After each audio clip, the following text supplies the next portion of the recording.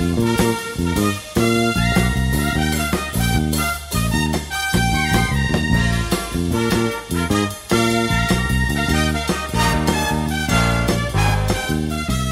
morning, Bucknutters. It is Thursday, June 18th, 2020. I am Dan Rubin. This is the Bucknuts Morning 5 and Change. Joined, as always, on Thursdays by Steve Wiltfong, Director of Recruiting for 24/7 Sports. Steve, how goes it?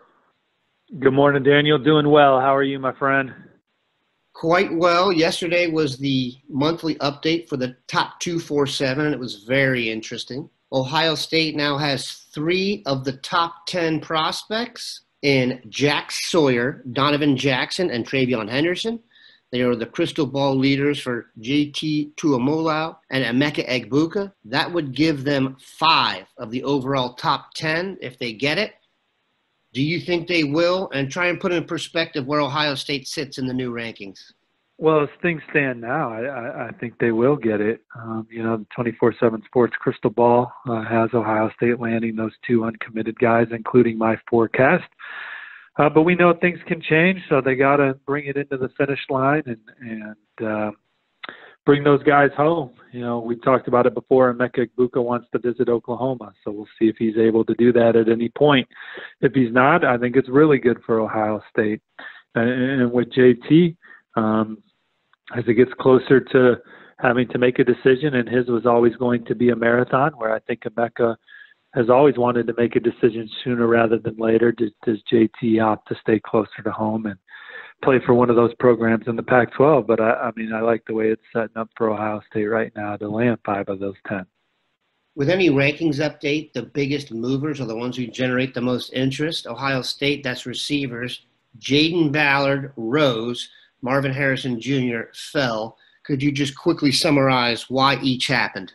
Yeah, well, we can start with, Jaden Ballard, 10.89, 100-meter dash time, 21.9 long jump, 4.08 shuttle, so he's incredibly quick. And these are all old times. You know what I mean? So there's no question he's gotten faster and quicker and stronger from times that were prior to his junior seasons. And then when you turn on the video, you see the separation. You see him, going deep and making things happen. He's a guy that has a tremendous amount of upside there.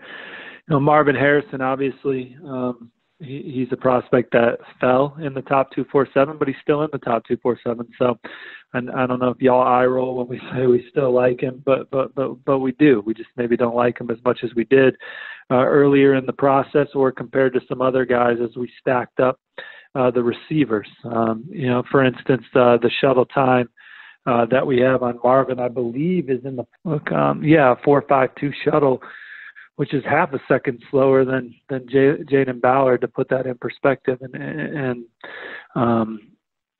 Again, he had a great junior year himself, 47 catches, turned 15 of them into touchdowns, had over 1,000 yards receiving.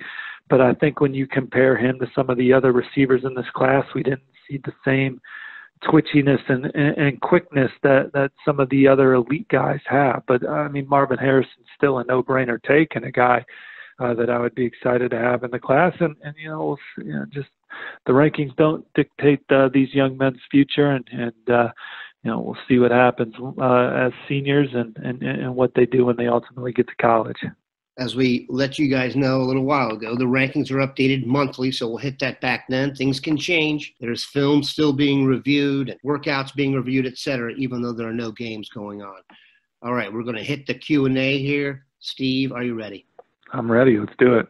I think the first question I will handle. From Spokane Brutus, chances C.J. Saunders catches over 15 passes from Justin Fields in 2020. If C.J. Saunders is on the team and plays 10 games, I would say there's probably a 100% chance he catches 15 passes from Justin Fields. Agree. Todd 1202, how close is Oklahoma to catching Ohio State for Emeka Egbuka? We have covered that. Cruton season, very prolific and excellent poster. Steve, how much do you like your crystal ball of Jager Burton to Ohio State? I haven't been told to change it, so I I think that Ohio State still has as good a chance as any of those schools to land Jagger Burton. I just think that they've gone from clear leader in the spring when I put that pick in to Kentucky and Alabama being right there for Jagger Burton. So he wants to take his visits. He's not in a rush to decide. I think he still likes Ohio State a lot, but I don't feel as good about that pick as when I logged it. Quick break, come back, and nail the rest of these questions. We are back. These two individuals have become serious topics, hot topics. Borny22 wants to know, Steve, what is more likely to happen? J.C. Latham decommitting from Alabama or Tristan Lee committing to Ohio State? I would say it's more likely that Tristan Lee were to commit to Ohio State than J.C. Latham would decommit from Alabama. Nothing's impossible in recruiting, as every school knows.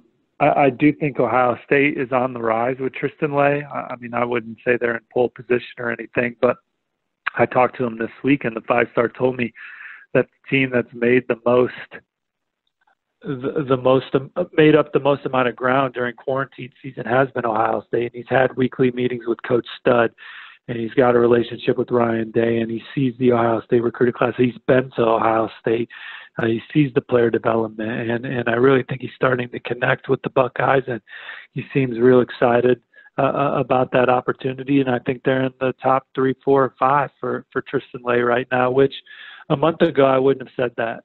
And the other schools in the mix, LSU, Clemson? Yeah, I give the slight edge to LSU right now. Clemson's in there. Alabama's rising as well. Oklahoma's in the thick of it. He wants to visit Oklahoma. He wants to visit the Florida schools, Florida State. A lot of recruiting still to be done with Tristan Lee. So in my prior life, when I was getting started in the business and covering high school football, Tristan Lee's high school, Robinson, was probably the high school I spent the most time at. Absolute powerhouse, 4,000 kids, great tradition.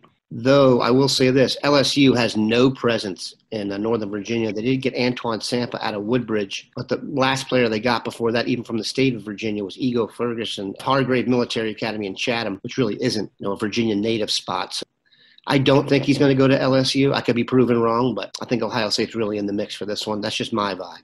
Question, who's the best golfer on this year's squad? Basketball player? I have no idea who the best golfer is. Who's the best golfer on the front row? People can get on there and lie about their handicaps right now, or their greatest shots ever. Yeah, that's actually probably a little more interesting. DeJuan Jones, best basketball player on Ohio State's football roster. He'd get my vote off the top of my head. Still pissed we didn't rank DeJuan Jones higher. I know. And obviously that's my fault as much as anybody. But his profile, fits the analytics that were. I mean, you look at Mekhi Becton and you think DeJuan Jones has a chance for that kind of development that Mekhi Becton had at Louisville. Pancakes or waffles, Steve? I would lean waffle. You can't go wrong with either. But I like a good waffle, and not Eggo waffle. Although it's like pizza. There's no bad pizza. There's not a bad Eggo waffle. But you get yourself one of those big, thick waffles where you can pour syrup in each and every deep square. Put some sugary toppings on there. I'm a waffle guy all the way. I like both. It does depend on who's making them. I did hear someone say the other day that when they go to a diner, the first thing they do is order pancakes for the table, like an appetizer, because everybody wants them. I had never done that. I'm going to start doing that. That's an awesome practice. Last one from Eric8771. Do you think Ben Chrisman will be a guard or a tackle? He got moved from tackle to guard in the rankings. What's your vibe? Guard is where our analysts kind of project him. But similar to defensive back recruiting, where you recruit a lot of your guys as corners, and then you kind of see where they fall in. I think that Ben Chrisman will get a shot at tackle. We appreciate Steve stopping by. If we didn't get to your question, Steve will try and double back and hit it on the board. Have a good one, Bucknutters. Take care, y'all. See you on the front row.